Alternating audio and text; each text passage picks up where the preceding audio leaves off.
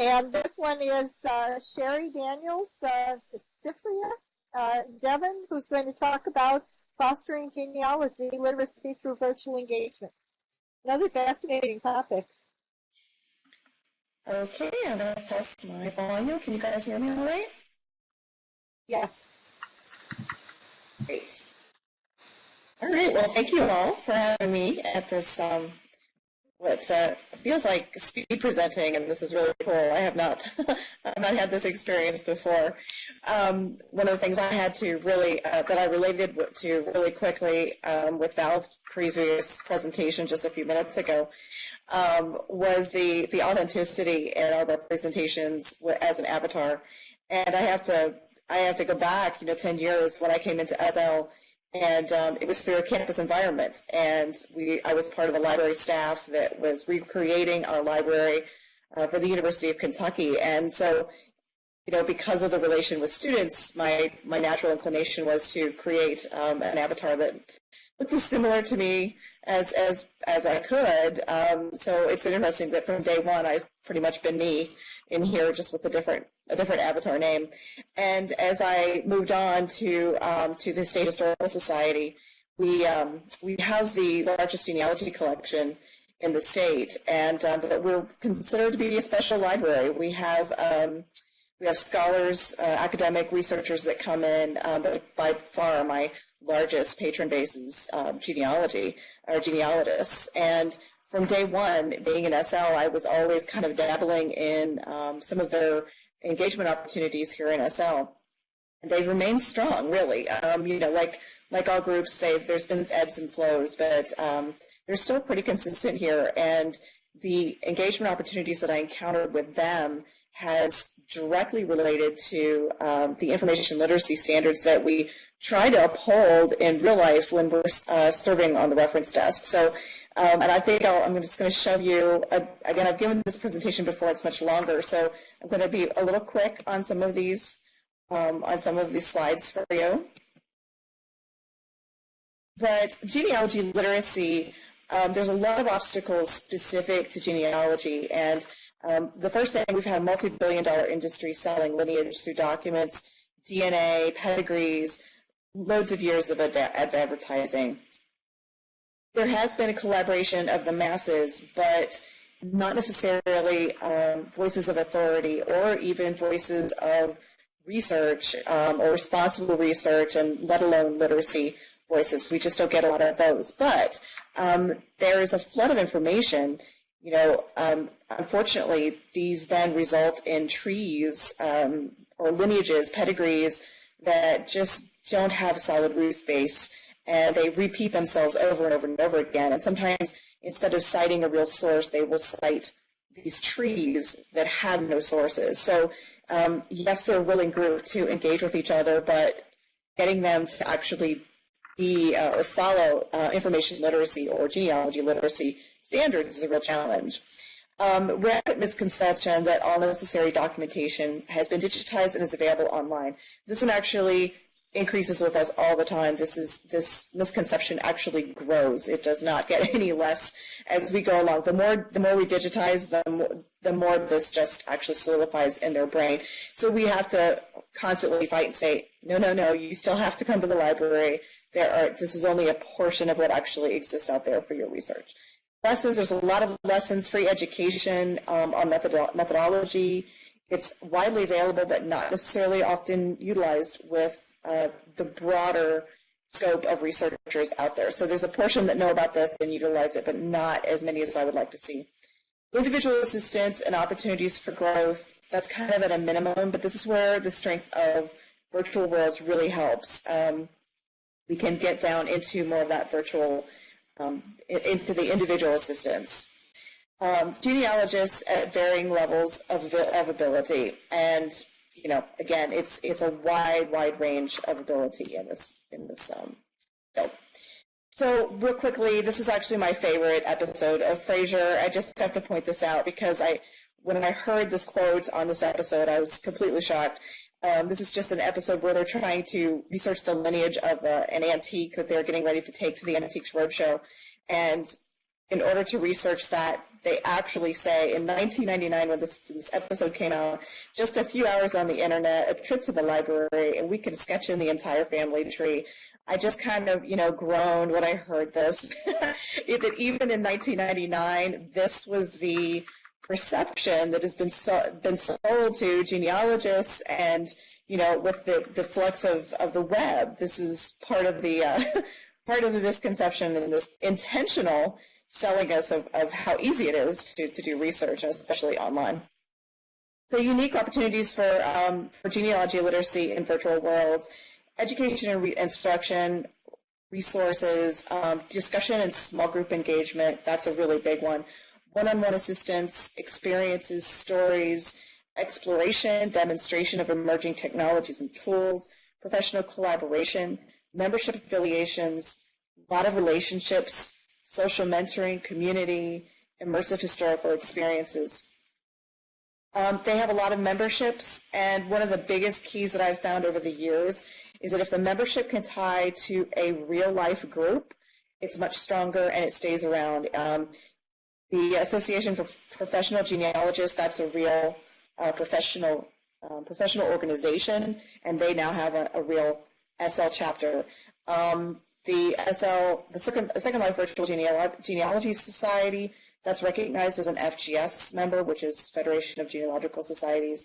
So again, that requires dues, and then you are part of the FGS, which is a really great feature. Family Search, LDS, the Church of Latter-day Saints has been around for, obviously, this decade or 15 years, and they've been involved from day one. They still have their Family History and Genealogy Center, so again, tied to a real organization.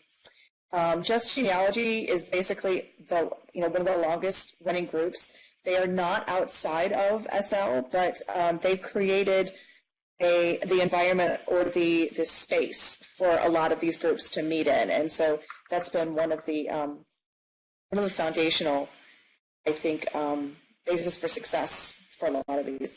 Then we get a lot of presentations, the opportunities. There's a lot of instruction going on, just like they would if they were going to a conference.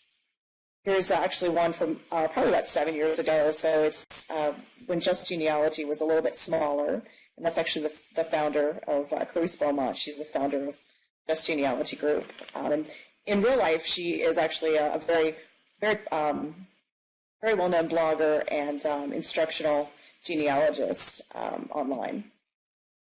A lot of resources that we share with each other. Discussions and sharing. This is the Family History Center with the LDS Church. This porch looks exactly the same as it did, 8 to 9 years ago, and so there's a lot of consistency that goes on with that. Here's one that my favorites, the discussion sharing portion. One of the things that we get into is an NGSQ study group, which is National Genealogical Society Quarterly Study Group.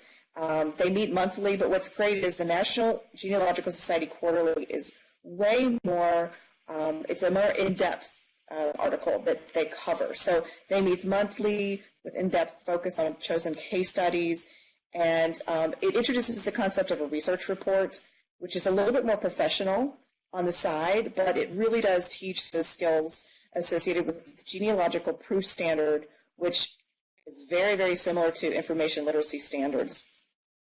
Here is the genealogical proof standard. I don't have time to go through all of that, but it is a 5-step process. Teaching them, it reminds me a lot of the CRAP test. I mean, it really did resonate with me on that. It teaches them about their reasonably exhaustive searches, backing up the research with accurate citations, analyzing and correlating the information, what to do with conflicting pieces of evidence, and then arriving at a well-reasoned, coherently written conclusion. And this is something we try to drive home in the reference services area of our library to really, emphasize this. Again, we also have a lot of one-on-one experiences. We share some exhibits. Some of these are actually from the university. We had quilt exhibits, and I was sharing some stories there. That's actually a picture of my grandmother, or my third great grandmother. She used to make quilts after her husband died in order to make a living and contribute to the household while she was living with her daughter and son-in-law. So, again, these one-on-ones, these individual stories are really powerful experiences. DNA is a huge topic now that just keeps expanding. And so it's really important for us to explore the tools, explore the science behind everything, explore the change that is involved with all of this. And these testing companies and the options available and how to get through the marketing to help them understand what DNA can and cannot do for them and what to do with the emotional implications when they uncover something they weren't expecting. So that's a really, really big topic, and it's one that's really important for more kind of smaller groups. And in fact, that's actually the approach we've used in real life with some of our programming at the historical societies. We have a very small DNA group that we get together and we just talk about, the options and the implications of the results that we're getting. This is kind of related back to that kind of the concept of we're all related. And there was a global family reunion back a couple of years ago, and the virtual Second Life was very much involved. We had a huge event going on in conjunction with the big reunion that was in New York, and we had a lot of speakers, and as you can see, just some crazy stuff going on. But it was really, really neat to have that component in Second Life while the original was going on. Professional collaboration. This is back when the virtual library was over in, I believe, Info Island, and they were right in genealogy. And this is almost 10 years old, and there's a DNA double helix right there. So they were ahead of the game already, and that professional aspect of genealogy is also a really important component that has come into this. Again, membership affiliations, they actually do. They even won a Golden Chapter Award for their involvement, and they do have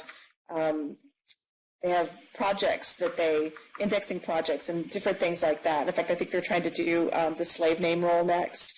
So they're really involved, and they do contribute to the genealogy field, both in and out. And of course, relationships, social mentoring.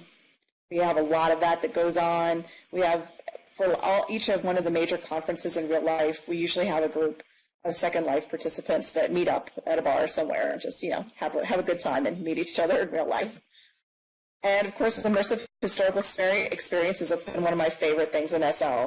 I think the context of when your ancestor lived, even if it's far back or if it's more recent, this is actually an important component. The genealogist groups that I'm a part of, this is probably not, one of their natural inclinations. They don't necessarily go out there and do a lot of this stuff, but it's a great option in SL, and I think that's a really important part of the virtual world experience. And above all, Second Life does mimic real life. The opportunities may be similar.